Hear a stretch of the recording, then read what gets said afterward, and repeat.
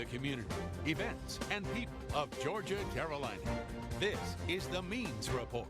Here is Brad Means. Hello, everybody, and welcome once again to the Means Report. We appreciate you spending part of your day with us, yes, twice a week now on Sunday and on Monday.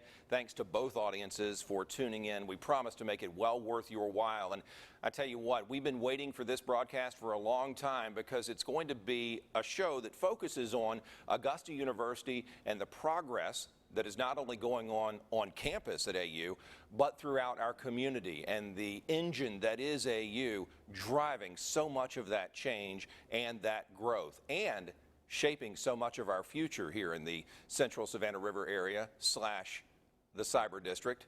So we want to get right to it, and we are grateful that he is back on the set of the Means Report with us today. He is the president of Augusta University, Dr. Brooks Keel. Dr. Keel, I appreciate you showing up right after you took the job, and thanks for coming back now. Well, it's always great to be here, and I can't thank you enough for having me. Can you believe it's been a little more than a year? No, and it's been about a year and 3 months, I think it is. You know, some mornings I get up and it seems like it's just yesterday, and some mornings I get up and say, wow, it's been a year now. So. Yeah, I can't believe it either. I actually Googled very quickly your start date, and I had to double check the 2015 part because it seems longer because you've done a ton. Yeah, well, we really have. It's got a great staff, great opportunity. People are running as fast as they can. It's just fantastic to be back home. Let's look back at some big developments since the last time we met. Most recently, or one of the most recent, is the Cyber Summit that you all hosted, a summit that had involvement from national leaders, starting with the director of the CIA, and that featured a great deal between the NSA, or involving the NSA, AU, and Fort Gordon. Talk about that deal and what it means going forward. Well, what a tremendous opportunity for us to be able to have that summit. It was the third summit we've done. It was done in conjunction with the Georgia Chamber of Commerce, and what I think that tells you of not only the statewide recognition this is getting, but the national recognition this is getting. You know, and we had the deputy director of the NSA here. We had the director of the CIA here. When you get that sort of individual taking his or her time to come for someone like that, it draws attention. It puts a focus, a spotlight on what we're doing. And, you know, we had an opportunity to sign an MOU with the NSA, which is going to allow us to do two things. One, it's going to allow us to, for those employees, those soldiers and civilians with the NSA that are currently taking courses that the NSA is teaching, we want to be able to translate those courses into Augusta University, allow those individuals to get a degree. We're going to have 4 or 5 tracks they can actually go on while they're here. And when they leave the NSA, or when they leave their Army or wherever they're serving, to be able to go away with a degree.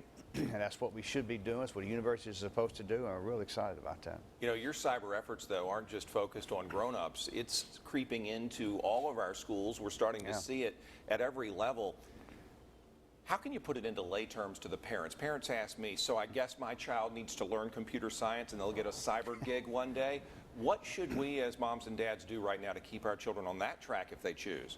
Well, and that's a great question too, because we're really beginning to look back at not only high school but at junior high during my time in elementary school as well.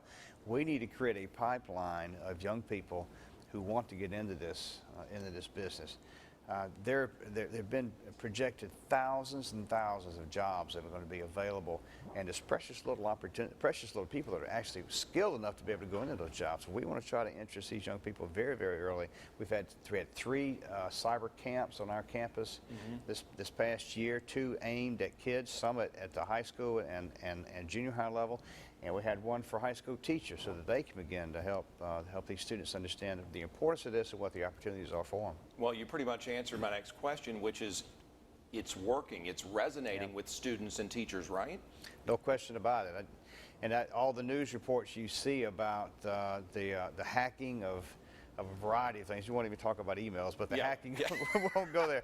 But the hacking of things, the personal information that's been hacked into, either with a bank or at a major retail outlet, you can't do anything anymore without having some sort of electronic device associated with it. And that information is out there, and if that information is out there, it can be hacked. You know, as you well know, there are smart refrigerators that can tell you when your milk is about to be gone, so you need to go to the grocery store. That information can be hacked, and it's really scary when you think about it's not just what our armed services are doing. And wow, that's incredibly important, of course, but its everyday life is going to be affected by cybersecurity. It's so true, and that really was my big takeaway from that summit was the frequency of hits from the bad guys. Yeah. They're always trying. Absolutely. Let's look at the Augusta University Medical Center. You recently brought in a new person to run it, and she, just like you, has hit the ground running with the focus on improving patient care. And that's something a lot of folks watching can relate to. Can you talk to us about how you want to make life better for your patients?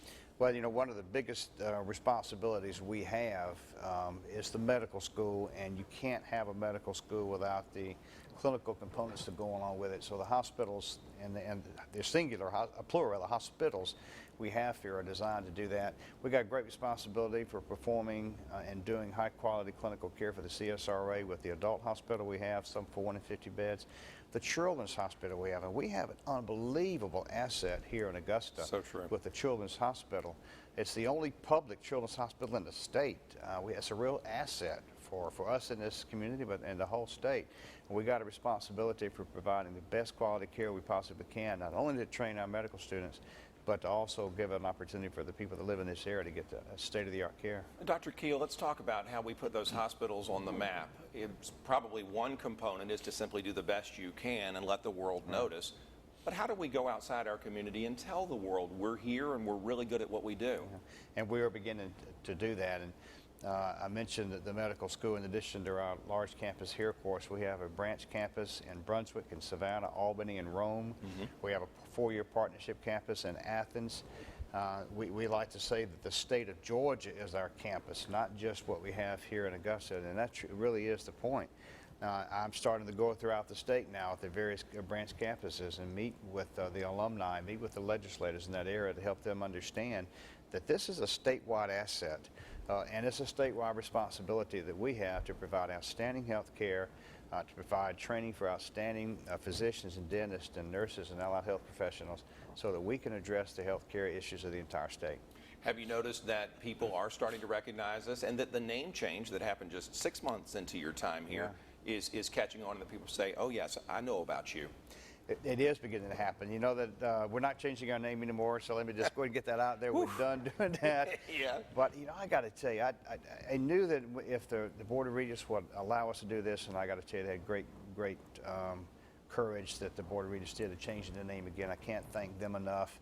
I knew that there would be some folks in the community that would really be delighted about that, but I have had people stop me in Walmart and the grocery store and Home Depot and say, I just want to tell you how much it means we've got Augusta back in the name. And it has allowed, I think, the entire community to get behind not only the university, but their university.